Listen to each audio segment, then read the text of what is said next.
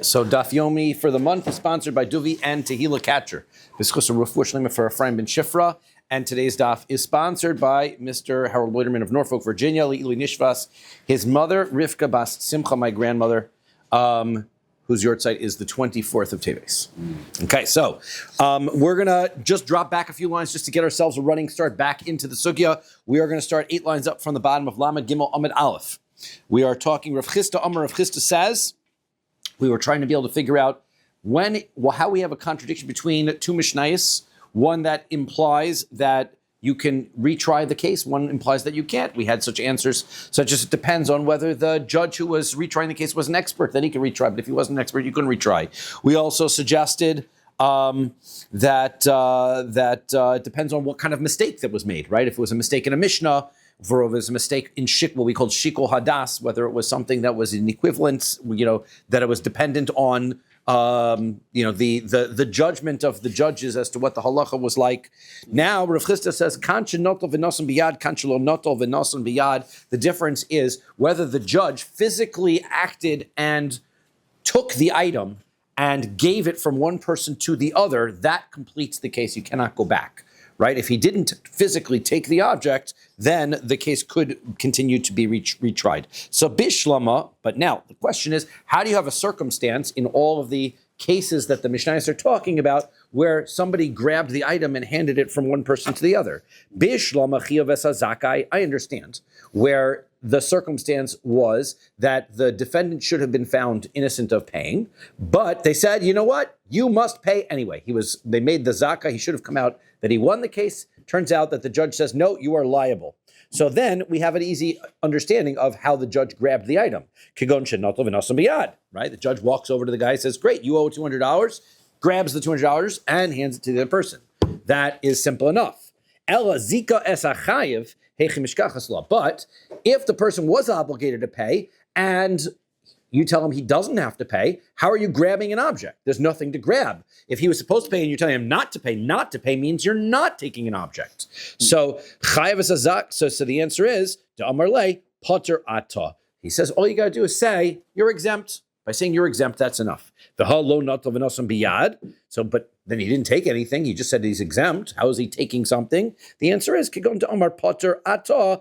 The answer is by stating you don't have to pay when he really did. That is the equivalent of taking something and handing it to him, because that statement means you no longer are obligated to pay. Okay, so that is enough. Now, Ella, the problem is that take a look at the Mishnah. The Mishnah says that we're going to have a circumstance where we're going to be able to undo the law, both in a case where they made the person who was supposed to be innocent, not liable to pay, liable, and when the situation where the person was liable, you made him not liable. That means there has to be a circumstance in both instances where you did not take the item from his hands, because if you did take the item from his hands, then the case would be over. Our Mishnah says there are circumstances where the case is not over. In order for the case to not be over, it must be that you did not take the item from his hands. So, bishlama lizchus mishkachas law. Oh, thank you. We almost forgot about this one. I appreciate that. So, okay, good. What's going on here? Oh, yeah, that one. Yeah. All right. Sorry. All right. So good again. Okay. So,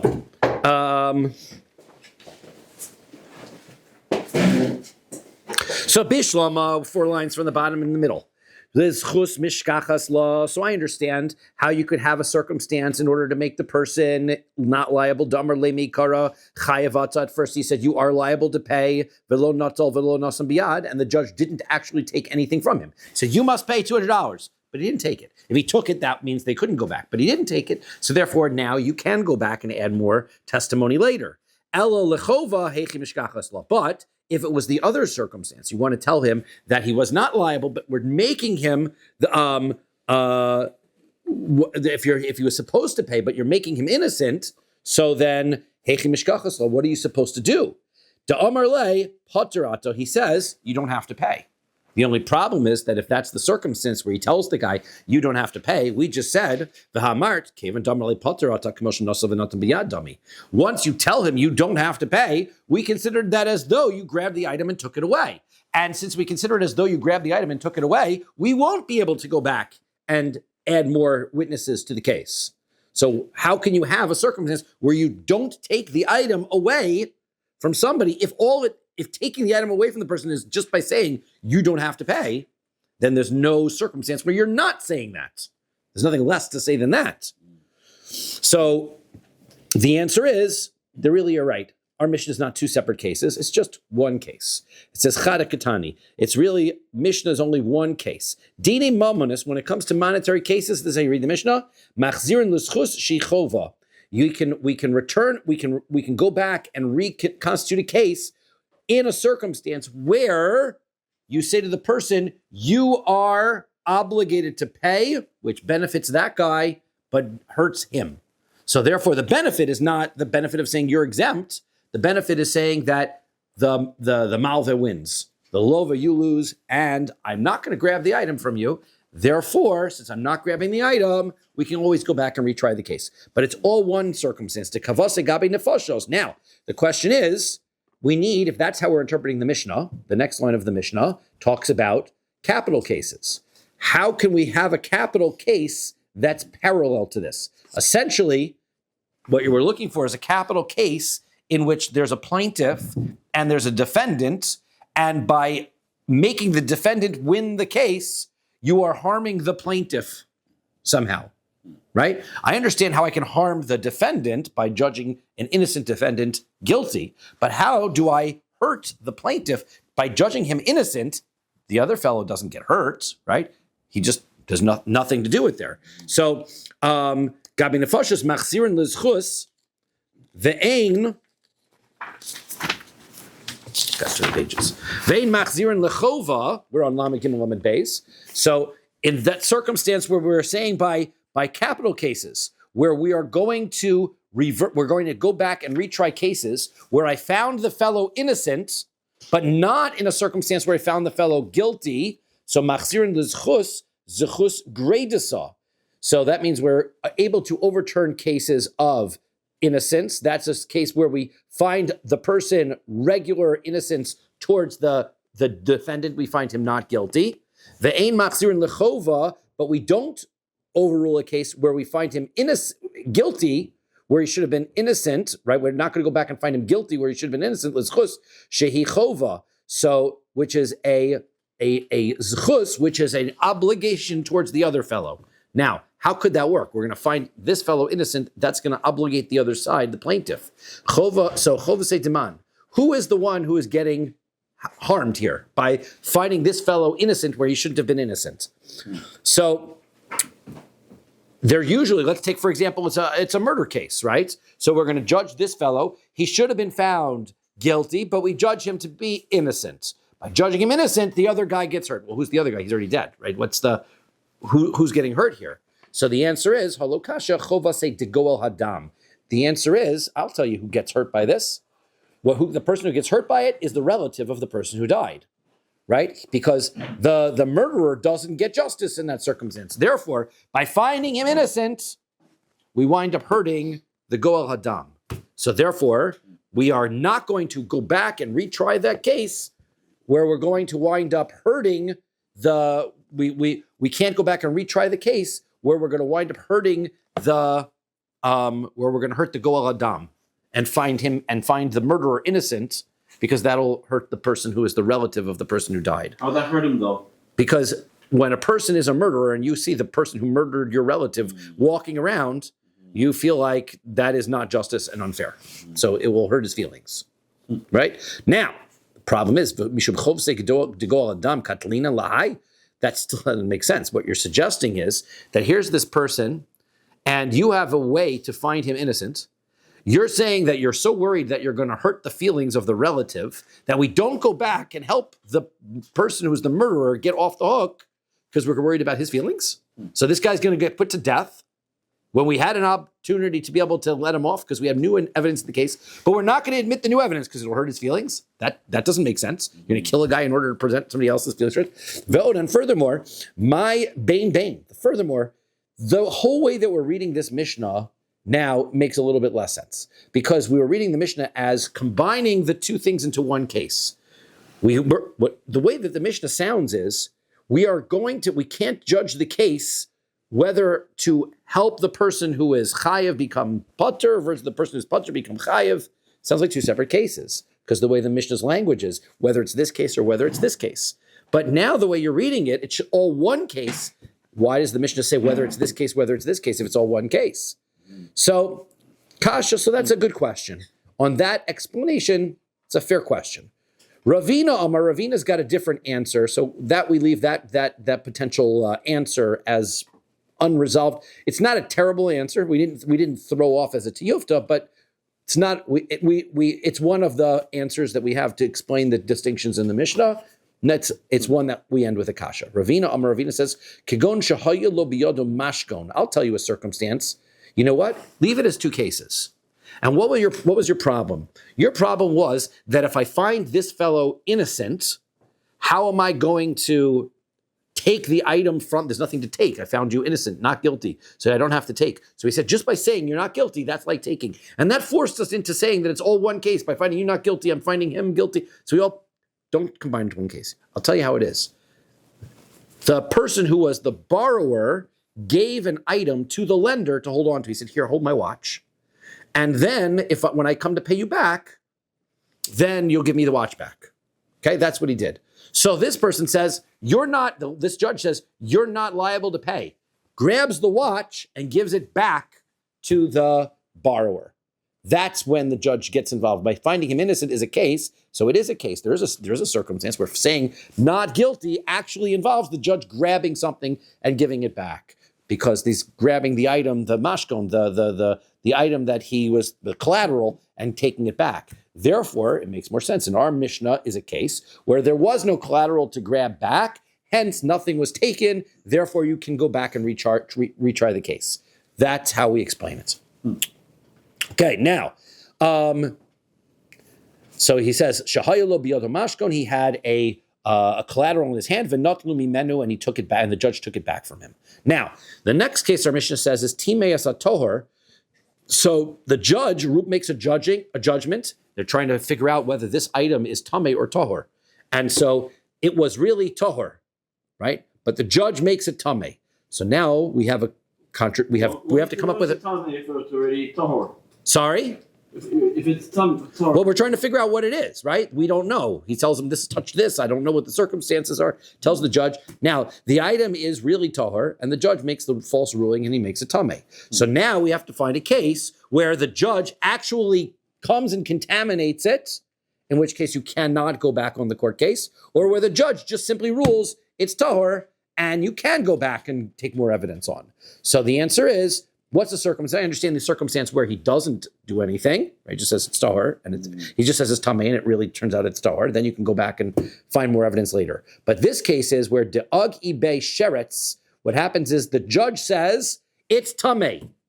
And the guy's like, no, it can't be Tamei. He goes, I'll show you how Tamei it is. Judge grabs the sheretz and touches the item with it, and he says, there you go. Now you thought, if it wasn't Tamei before, it's Tamei now, right? So the judge actively turns it Tamei, right? So that's where you cannot go back, right? Sheretz is a rodent-like animal that transmits tuma, right? Now, the other case is tiher tamei. What about a circumstance where the judge makes that which is tamei into something that's tahor? What physical thing can the judge do to make something that's tamei into something that's tahor? The answer is she'irvan bein perosov. The guy says, this item is tahor. He says, well, I don't know, is it or not? So he takes the item and he says, I'll show you how tahor is, and he throws it into the guy's big pile of tahor crops. Now, when it comes to bittul, right now, this item is nullified in the majority of the tahor crops. Well, the thing is that you're really not allowed to do that, midrabanan. You're not allowed to actively mix something in together in order to make it batal, right? To nullify it in the majority. But the judge did it. Why did he do it? Because he was showing how tahor it was. Well, now that it's done, it's done. And now that the judge has done it, you can't go back and retry that case. It's been physically done. So that's how we have circumstances where the judge physically goes after it. Okay, Tana Rabbanan. Now, let's go on to the next case. Minayin liyotze mi based in, dine nefashos, we said, but it comes to dine nefashos, we can go back in order to help the person, but we cannot go back in order to make the person guilty. Right? That's what we said. Tana Rabbanan, minayin liyotze mi based in chayav. What happens if somebody is found guilty in Beis Din? The Omar Echad, and somebody comes along and says, Yeshu Lamed Olav Zchus. I have an idea. I know what we can say in order to get him off the hook. Minayin Shemach Zirin also. How do we know that we bring him back to Beis Din? And we listen to that idea. Tamalomar, Naki Al Tarog. It says an innocent person, somebody who's clean, should not be killed. Minayin Liyotzmi Beis Din Zakai, V'Omar Echad, Yeshli Lamed Olav Chova. How do we know that if the opposite happens, person comes out of court and he's found not guilty, and somebody wants to come along and say, no, I can tell you I'll show you how he's really guilty. How do we know? So that we don't bring him back to court. Talmud Lomar, Tzaddik al Taharog. Once a person is judged to be a righteous person, do not kill him. So therefore, cannot go back on those cases. Amar of Shimi Bar Ashi says, Vechilufa lemesis. But that is not the circumstance when it comes, this is the opposite of what you do for somebody who is trying to convince other people to worship Avodah Zarah. Those people we are strict with, and we're going to try to find him guilty. Dichsiv, as the pasuk says, Lo tachmo v'lo techaseh alav. You should not be merciful. You should not cover up for him. Rav Kahana masni michi harag targenu. Right? He says he learns it from the pasuk that says harag targenu. You should surely kill him. But mine Rav Zera mi Rav Sheshes. Rav Zera says from Rav Sheshes, chayve golius. So what about a circumstance where a person is a murderer through negligence? He wasn't on purpose. So what he's supposed to do is he's supposed to go to the Miklat. He's supposed to go to the city of refuge. Which is owned by the Levium. Which is owned by the Levium, correct. So now let's say this person is supposed to go to the city of refuge, and now we have a idea that where we found him innocent. Now somebody wants to say, no, I could prove him guilty. How do we know the same laws apply? Do we know the same laws apply to a rotseach that's a b'shogeg, a negligent murder, as we do by a person who murdered on purpose? So asya rotseach. The answer is that's a gzera shava. It says the word rotseach by somebody who kills negligently, and it says a rotseach by somebody who kills on purpose, to tell me that the halacha is the same, and we follow the same procedures as far as only helping him in court, not harming him in court. Like you had a bucket on the edge, and you're painting, and then the guy back to the heat. That's the circumstance, correct. Yep.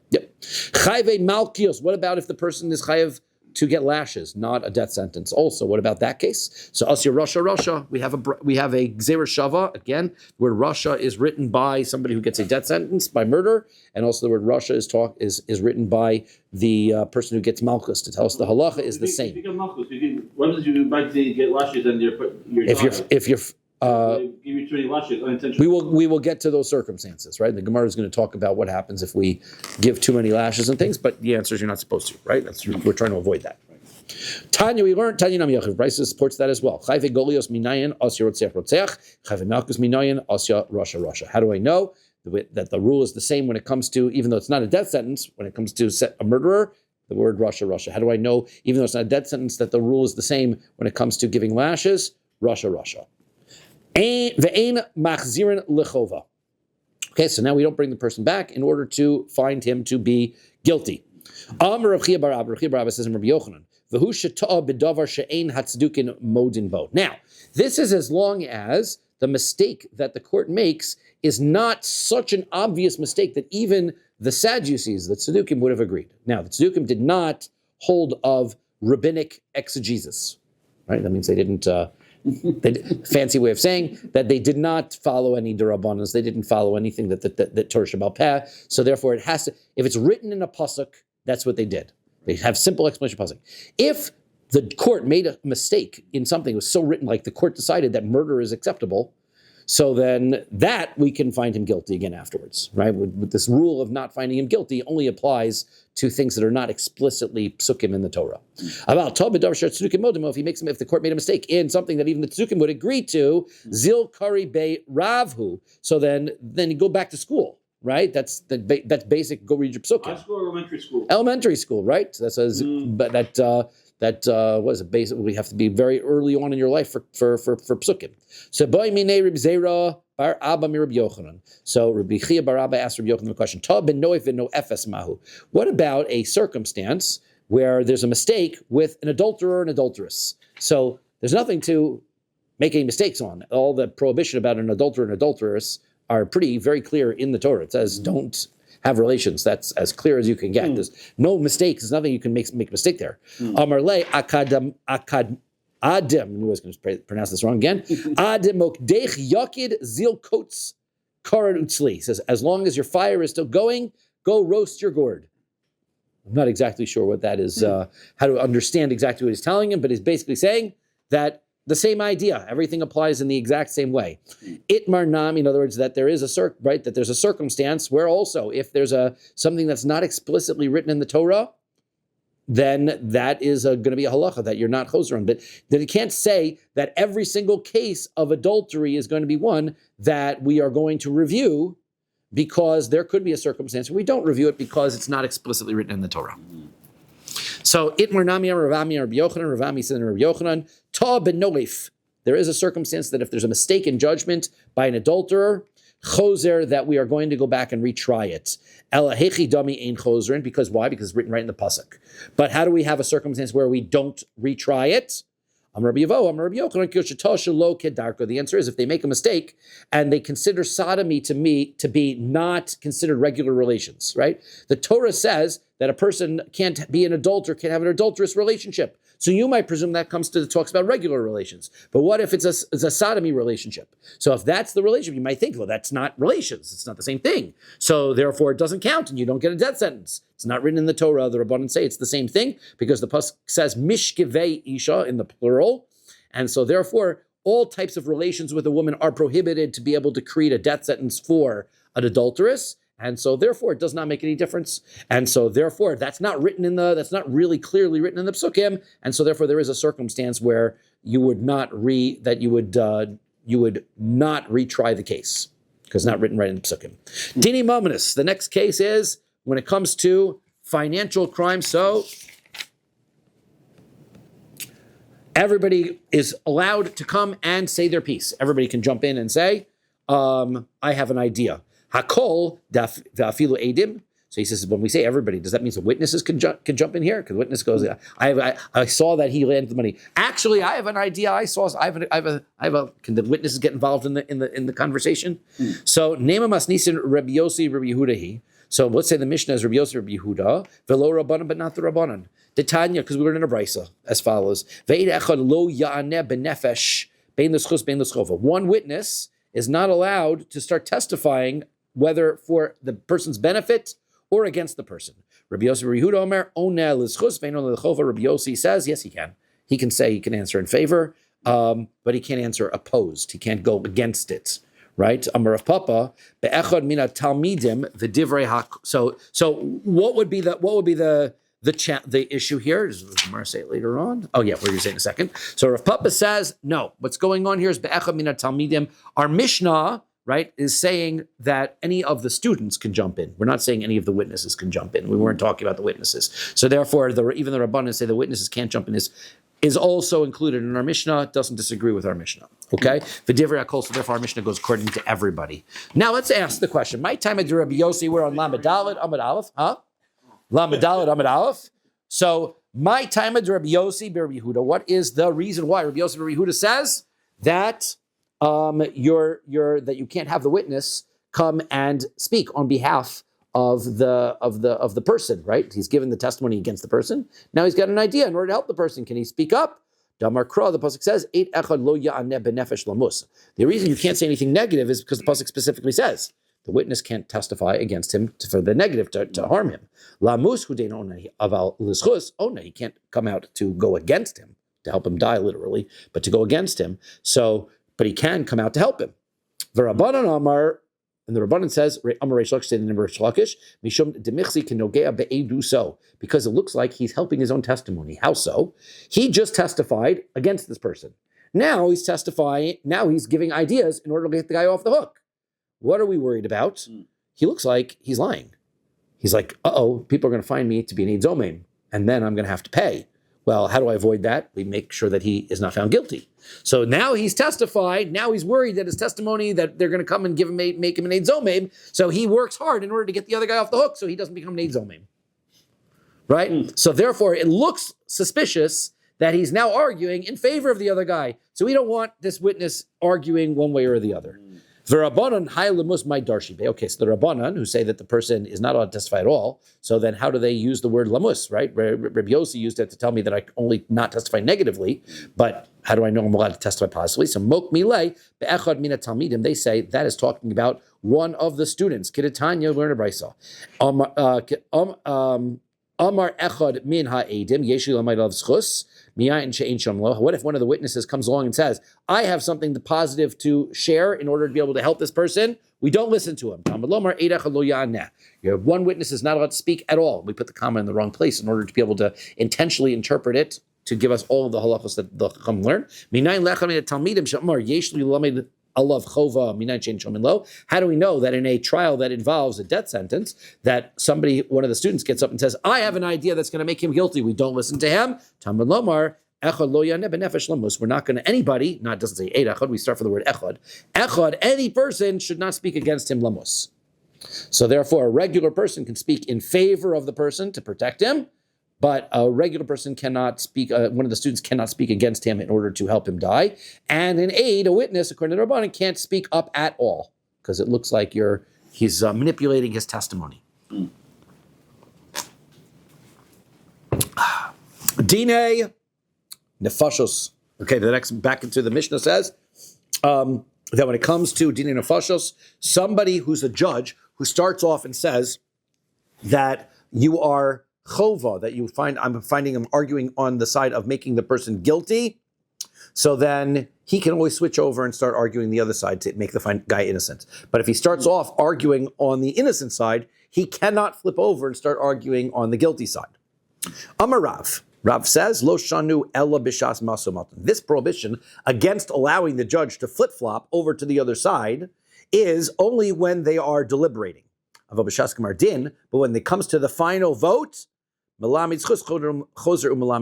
if this guy has been arguing on behalf of the person the whole time and he realizes his arguments are wrong, he can vote against the person and find him guilty. Okay, that's how that works. So he can't voice. He can't voice it. That he's flip-flop, but when it comes time to vote, he can. That's correct. He can say he was convinced, right? He argued the whole time, and then he got convinced, right? So that's what Rav says. Now we're going to argue on Rav for a while, okay?